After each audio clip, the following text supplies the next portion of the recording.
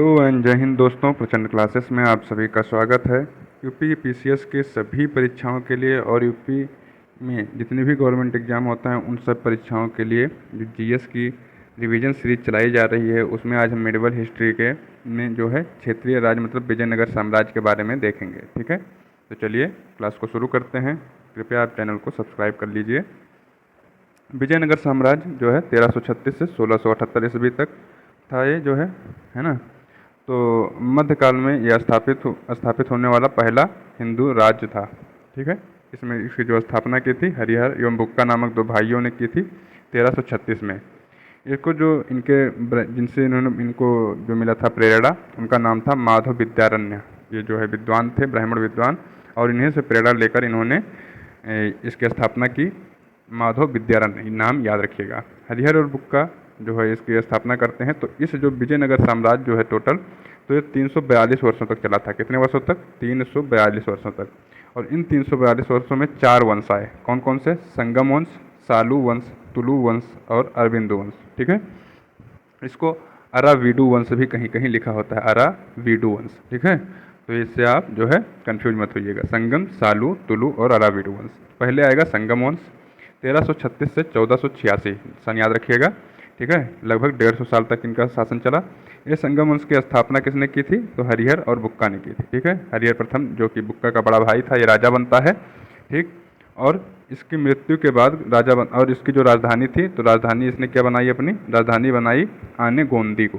क्या बनाई? आने गोंदी इसकी राजधानी बनाई हरिहर ने। ठीक है, याद करते चलिएगा, हरिहर ने क्या राजधानी बनाई? आने गोंदी।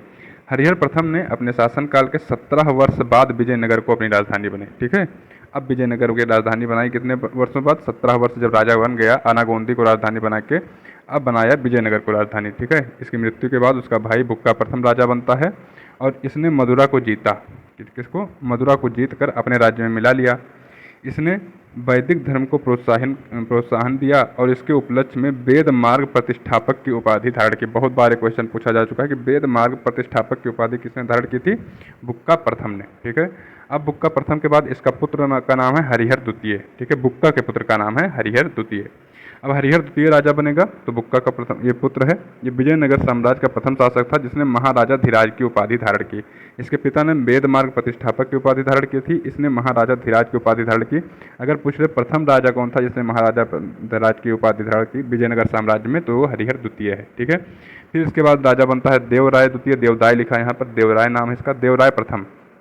इसके समय इटली का एक यात्री था निकोलो कोंटी या निकोली कोंटी, तो ये इसके विजयनगर साम्राज्य में आया था। कई बार पूछा जा चुका है कि निकोलो कोंटी विजयनगर साम्राज्य में किसके शासनकाल में आया था? देवराय प्रथम के। अब आएंगे देवराय द्वितीय। तो देवराय द्वितीय इस वंश के सबसे महान शासक थे और इनको जो है जनसाधारण के लिए ये जो है इंद्र का अवतार माना जाता था। इनको इंद्र का अवतार। इसके समय में फारस के शासक शाहरुख ने अब्दुल रज्जाक को अपना दूत बनाकर 1442 ईस्वी में इसके दरबार में भेजा था। देवराय द्वितीय जो है बहुत ही ज़्यादा अपने मुस्लिमों को भी उसको साथ में लेकर चला। तो इसलिए इसको क्या जो है, इसने अपनी बड़ी सेना में बड़ी संख्या में मुसलमानों को भर्ती किया और उनके उपयोग के लिए एक मस्जिद का भी निर्माण करवाया था। ये करवाया था किसने? देवराय द्वितीय ने। अब आएंगे विरूपाक्ष राय। देवराय द्वितीय के बाद बनता है ये, और ये संगम वंश का अंतिम शासक था। संगम वंश का अंतिम शासक था। अब आ जाएगा सालू वंश, जो कि चलता है लगभग कितने वर्ष तक? 20 वर्षों तक, है ना। तो सालू वंश चलेगा 20 वर्षों तक, 1486 से 1505 तक। सालू वंश के संस्थापक का नाम है नरसिंह। नाम याद करते चलेगा, नरसिंह नाम है। और इम्माडी नरसिंह इसके पुत्र का नाम था। इसके 2 पुत्र थे, तिम्मा नरसिंह और इम्माडी नरसिंह। तो तिम्मा नरसिंह की मृत्यु हो जाती है, हत्या कर दी जाती है। तो उसके बाद इम्माडी नरसिंह राजा बनता है। ठीक है, और इम्माडी नरसिंह को मारकर जो है इम्माडी नरसिंह की हत्या कर देता है वीर नरसिंह। कौन? वीर नरसिंह। और वीर नरसिंह तुलु वंश की स्थापना करता है 1505 में। ठीक है, तो इसके केवल 2 ही राजा थे। ठीक है, नरसिंह और इम्माडी नरसिंह। ठीक है, एक नरसिंह और दूसरा इम्माडी नरसिंह। सालू वंश में केवल 2 राजा थे। अब आएंगे तुलु वंश। तो तुलु वंश का जो वीर नरसिंह इसका संस्थापक है, इसने इम्माडी नरसिंह को मारकर तुलु वंश की स्थापना की। 1505 से 1565 लगभग 60 वर्ष तक इसने शासन किया। इसका वंश चला। ठीक है, तो वीर नरसिंह इम्माडी नरसिंह की हत्या करके सिंहासन पर बैठा था। इसी में सबसे महान राजा जो बनेगा पूरे विजयनगर साम्राज्य का सबसे महान राजा कृष्णदेव राय। तो कृष्णदेव राय विजयनगर साम्राज्य का सबसे महान शासक है। इसका शासन काल सफलताओं का युग कहा जाता है। इसने बीजापुर राज्य से रायचूर का दोआब जीत लिया था। ठीक है, रायचूर दोआब किसने जीता था? कृष्णदेव राय ने बीजापुर साम्राज्य से जीत लिया था। ठीक है, अब आइए इसके बारे में कुछ और जानकारी प्राप्त करते हैं। इस तरह इसने उड़ीसा के इसके जो है विजयनगर साम्राज्य में पहले रायचूर का दोआब जीता और उसके बाद इसने उड़ीसा के शासक जो थे उसमें प्रताप रुद्रदेव गजपति उनसे चढ़ाई किया और उनको पराजित कर आंध्र के तटवर्ती क्षेत्रों को जीत लिया जो कि उड़ीसा के राजा के क्षेत्र में आते थे। ठीक है, और अंततः दोनों में वैवाहिक संबंध स्थापित हो गया। इसी तरह कृष्णदेव राय ने बीदर को पर आक्रमण किया और जीत लिया। उस समय वहाँ का शासक महमूद शाह को अपने वजीर बरीद शाह के चंगुल से मुक्त कराकर पुनः गद्दी पर बैठा दिया था। किसको? महमूद शाह को इसने फिर से राजा बना दिया था। किसने? कृष्णदेव राय ने महमूद शाह को। ठीक है, तो ये नाम याद रखिएगा, महमूद शाह को बीदर का राजा इसने बनाया था। इसके उपलक्ष्य में जब उसको राजा बना दिया तो इसने क्या रखा? यवन राज स्थापनाचार्य की उपाधि धारण की। किसने? कृष्णदेव राय ने यवन राज स्थापनाचार्य की उपाधि धारण की। कृष्णदेव राय के दरबार में तेलुगु के 8 प्रसिद्ध कवि रहते थे जिनको अष्टदिग्गज कहा जाता था। कृष्णदेव स्वयं विद्वान था। इसको आंध्र भोज या दक्षिण का भोज भी कहा जाता था। कृष्णदेव राय के बाद उसका भतीजा अच्युत राय शासक बनता है। ठीक है, और ये अच्युत राय के बाद कृष्णदेव राय का पुत्र सदाशिव राय शासक बनता है। अच्युत राय के बारे में कुछ ज़्यादा दिया नहीं गया है, तो उसके बाद सदाशिव राय शासक बनेगा। सदाशिव राय कृष्णदेव राय का पुत्र था। तो सदाशिव राय का प्रधानमंत्री का नाम था राम राय।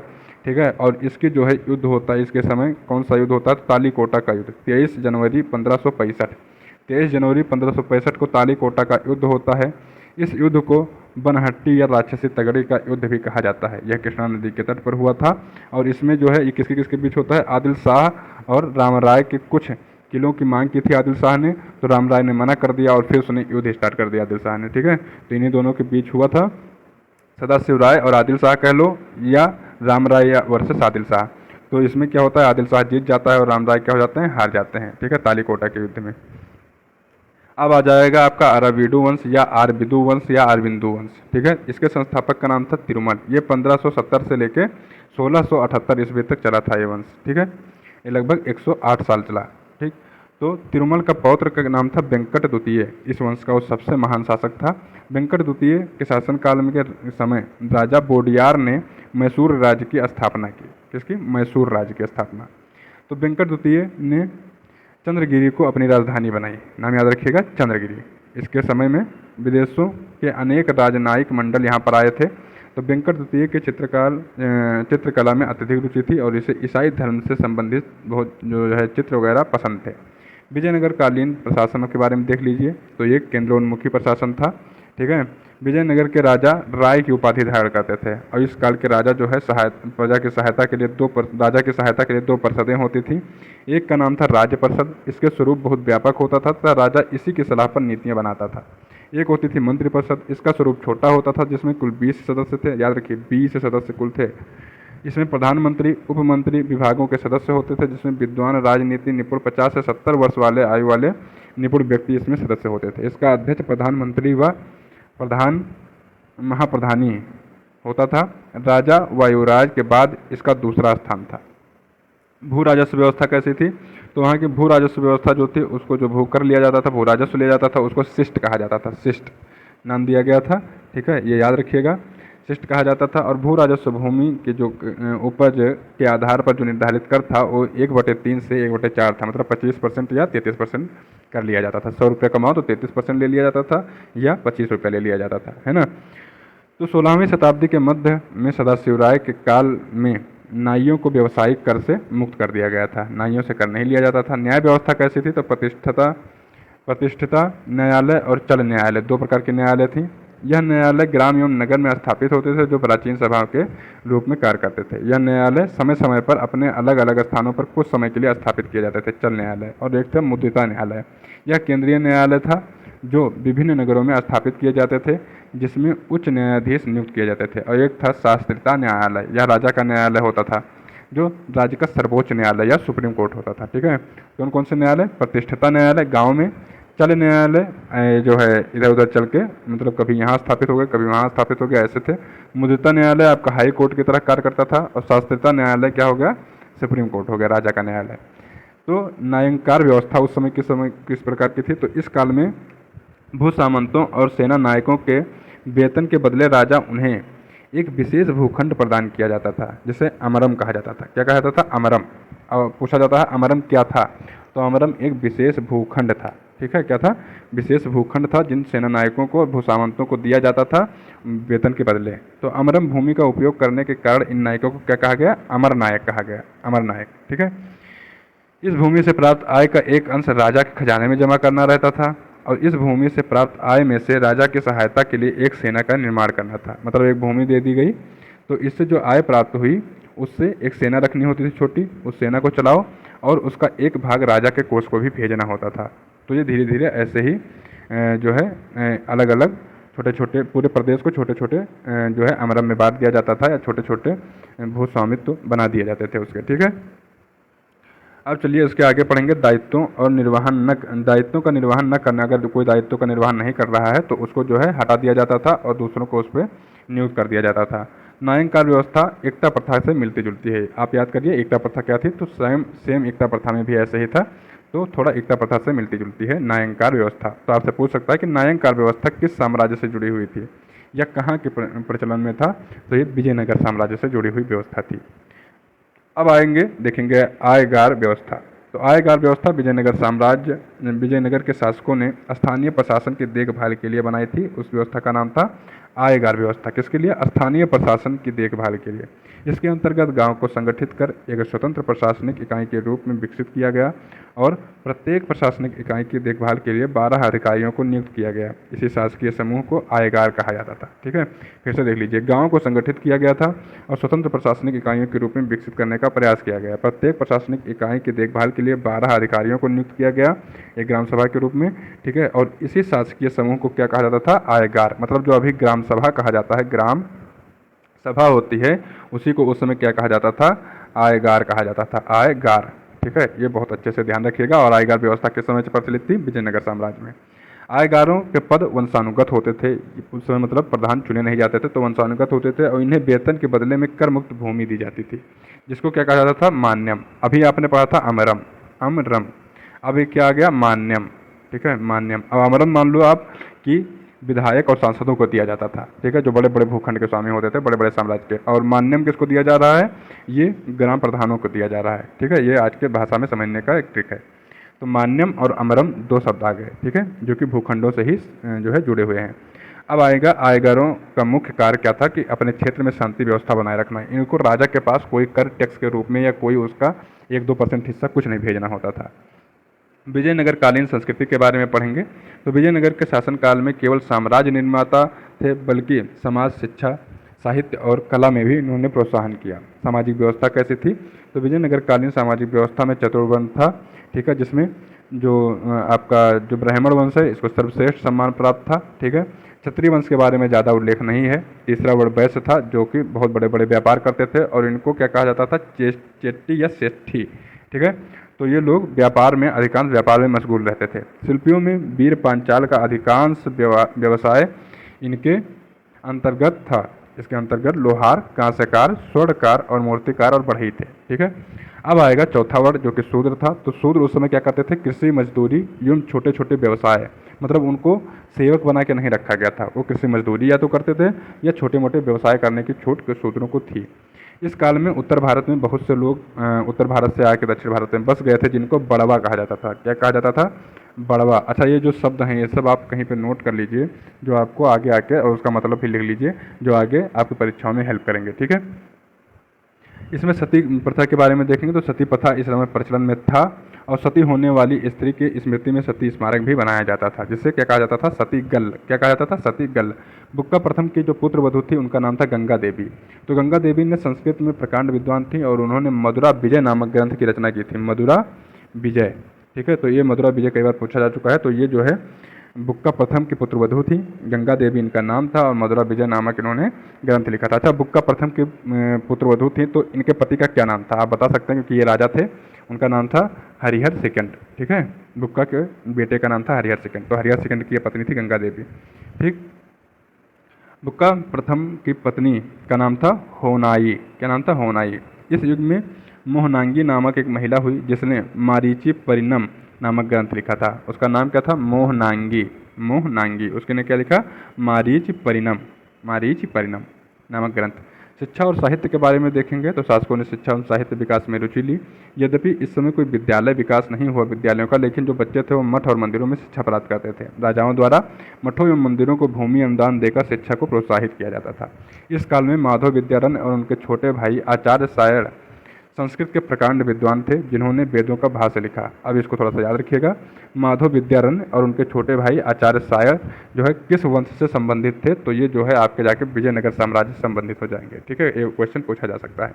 उसी तरह संस्कृत में गंगा देवी ने मधुरा विजयम लिखा और जो है कृष्णदेव राय ने जाम्बवंती कल्याणम लिखा था। क्या लिखा था? जाम्बवंती कल्याणम कृष्णदेव राय ने लिखा था। ठीक है, कृष्णदेव राय अभी मैंने पढ़ाया है, तो आप बताइए किस वंश का था? विजयनगर साम्राज्य का था, लेकिन किस वंश का था?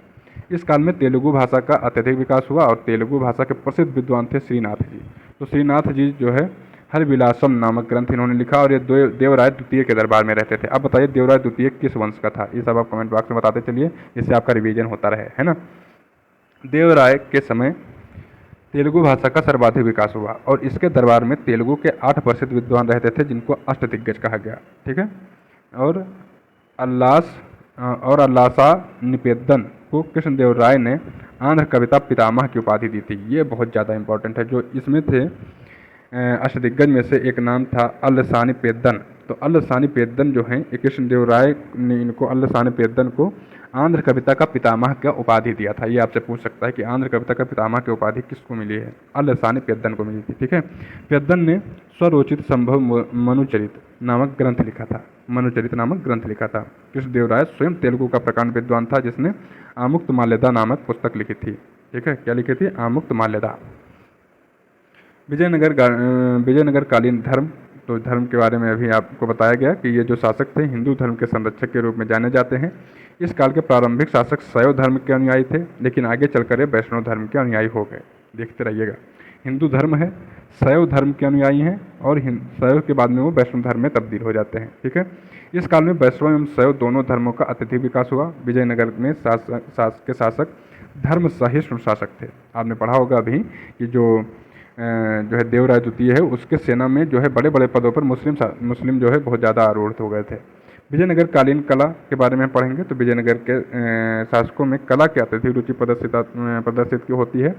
तो इस काल में जो ब्राह्मणवादी तत्व से प्रभावित था, ये पूरा का ब्राह्मणवादी, तो राजमहल या सभा भवन का तथा सिंहासन मंच का निर्माण किया गया।